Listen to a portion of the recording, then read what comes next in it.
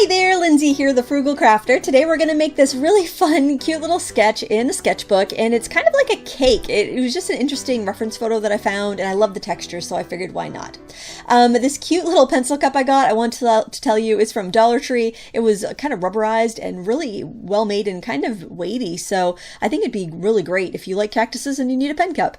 I'm using Col Erase colored pencils to draw my illustration here, and I'm finding I really like those pencils. I've had them for a couple years, but just recently I have been using them a lot more.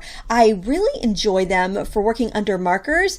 They're not as creamy and as pigmented as your regular Prismacolor pencils, but they're great for those initial sketches, and I don't find that my alcohol markers pick up the ink, and I find that I can lighten my lines with an eraser before I go into watercolor, and you don't really see the lines afterwards. They don't dissolve like a watercolor pencil, so don't expect it to do that, but it's really great for if you kind of want a no-line coloring look in your watercolor or your marker. And what I'm doing here is just lightening up some lines and erasing the lines I don't need, and I'm working in a Rendr Sketchbook. And you've probably heard me talk about this before. I've had this sketchbook for over a year, and it's unusual. It's extremely slick paper.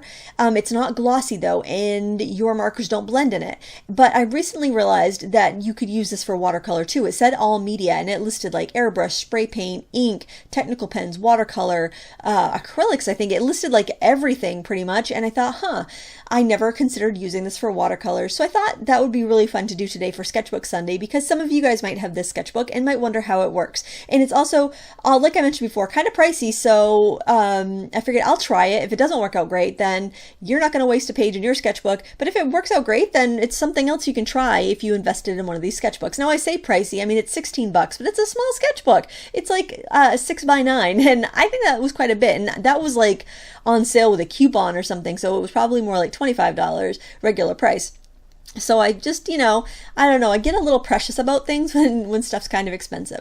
So the thing that I noticed with the watercolors is that it was really good for layering, just like it is with alcohol markers. I'm able to layer up and build up this texture very easily on this paper. The paper is extremely slick though, so one issue and problem I had as I was using the watercolor is that, and I had the same issue with markers too, honestly, is that I kind of felt like it feels like you're on ice skates for the first time. Everything wants to slide out of the perimeter that you've sketched, and I noticed that like at the edges I end up making things big. It's like my brush just kind of slides on out, where I'm used to the texture of watercolor paper and the drag that even hot press watercolor paper has a drag to it, so my brush doesn't slide out of the line so easily like it does here. So that's something you're going to want to keep in mind. It feels a lot more slippery with watercolor than it did with alcohol markers, and with alcohol markers I found that I preferred to use like a chisel tip or a bullet tip on this paper versus a brush tip. So that's just something I personally noticed. So I'm just layering up colors. I'm using a variety. I'm using mineral violet. I believe that's a Holbein color. I'm using phthalo blue red shade, which is a Daniel Smith color, because I wanted something that was a little more purpley. And I'm sorry, I don't find phthalo blue red shade to be red leaning at all. I don't find it, I still feel like it has green undertones, but it's less green undertones than your regular phthalo blue. Somebody told me, I think it was Rich over at the Spin Doctor, said that if you can find phthalo blue sapphire, that looks like an ultramarine tone without granulation. So I've never seen that color, so if anybody knows where I can find that, let me know in the comments below. That might be something I'm interested in, but I love granulation, so French ultramarine is my go-to warm blue. I like the strength of it and I like the granulation, but I know some people don't, so I thought I'd mention that here. Now if I took that phthalo blue red shade, added a little bit of the mineral violet, I got a really nice color for that blackberry. And I'm also going to use the blueberry, do that for the blueberry too, but use it without the violet because I did want a little bit of a green shade in the blueberry. I thought this worked really well. You can see I'm lifting here, and I could lift watercolor, whereas I couldn't lift or blend the marker. I could go over it with, like, if I was using alcohol markers, I could go over it with a clear marker, but it didn't erase it like it would on a normal marker paper or on a cardstock. So I struggled with this, but once I just realized that what you put down is going to stay and you're going to layer up, I was very fine with this paper. And even though I prefer regular watercolor paper, it's nice to know you can use these other medias in the sketchbook. The paper is much thinner than watercolor paper, but not as thin as a regular marker paper. The paint did not bleed through on this paper, same as with the marker, but I did get a little bit of cockling to the page with the water. So that's something that, I'm definitely not going to work on the back side of this for an illustration. I might use it to take notes because I picked up wax pencil when I was doing my sketching just from the pressure, because I didn't think to put a scrap paper in between because it's a no bleed through paper. So why would I think to do that?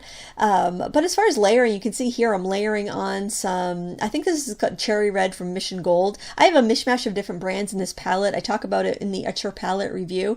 And although it doesn't seem like a very practical palette, I find that if I'm going to be using a lot of colors, I generally don't use too many colors. I don't know how many I had in this one for watercolors. Maybe let's see, I had purple, I had a blue, I had a red, I had a yellow. I might have ended up with 2 yellows and a white gouache. I think maybe 6 colors in this for watercolor. So I generally don't use a large amount of colors, but I use some colors here that I typically don't use, so it was nice to have those options. So I just had to, make sure I used my round brushes that would fit in the wells. When I wanted to use a flat brush towards the end, I just mixed it out in my palette and then brought it over. You'll see that when we get to that. But even though it's so tiny and it doesn't seem practical, I'm actually finding that that it's wonderful for a small sketchbook like this, something 8 by 10 or smaller. If you're not going to use big flat brushes, it's quite a pleasure to paint with. And I did mention that in the review, but just the price of it, man, I wish it wasn't so expensive, but I understand why it's so expensive. There's the deal with the flat brush here, and I messed up my shadow. I shouldn't have had it so thick towards the lower left-hand corner, but then I thought, I'm going to put some ambient color in the background, especially since I have some wrinkling on the paper anyway. That would just even things out, even out the tension of the paper. And then I decided I was going to finish this up in pencils because I was finding that I couldn't really layer. I couldn't get the richness of the color that I wanted to.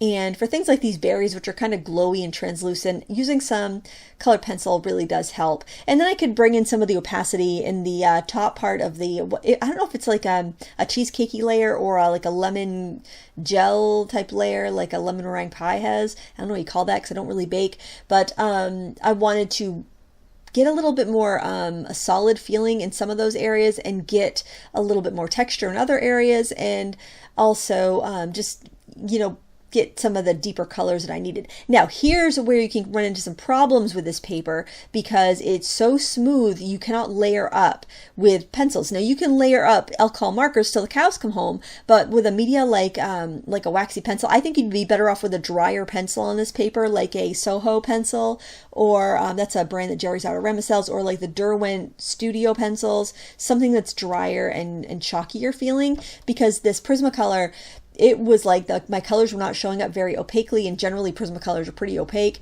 and they weren't showing up strong at all. I was having a really difficult time to get any shadows or colors in there, and my go-to white color pencil, which is my Prismacolor, wouldn't even stand up on this because the paper is almost, waxy is the wrong word, but it's so slick that it won't grab. It doesn't have the tooth to grab the pencil, and you can see that my white pencil is not sticking.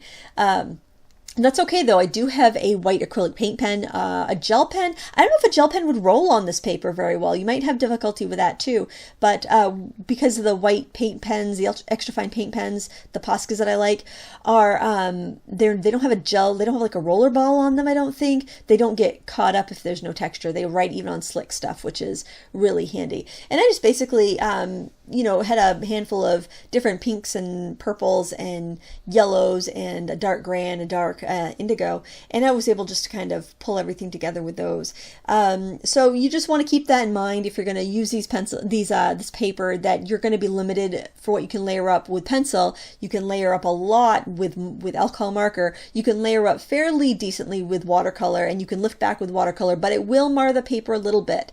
I would definitely rate this paper as just wonderful if you like to layer alcohol pens, but, and you know, certainly serviceable for watercolor and other media. So if you're just bringing one sketchbook on you with vacation, like on vacation, if you're going to bring markers, great. If you're bringing watercolors, I would go with a watercolor sketchbook. But if you're bringing different medias, this will definitely take different types of media. You're just limited on the amount of layers that it can handle. I'm curious to try other things on this sketchbook. I'm curious to try. I don't do much with airbrushing.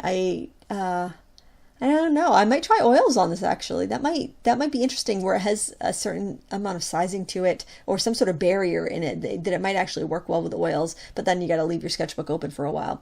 But I finished this up with a little white paint pen. I'm curious to explore more with this pencil, with this paper rather, and I hope you enjoyed this video. The real-time version of this is up in Critique Club if you want to check it out. I'll have the link below. Thank you so much for watching. Until next time, happy crafting.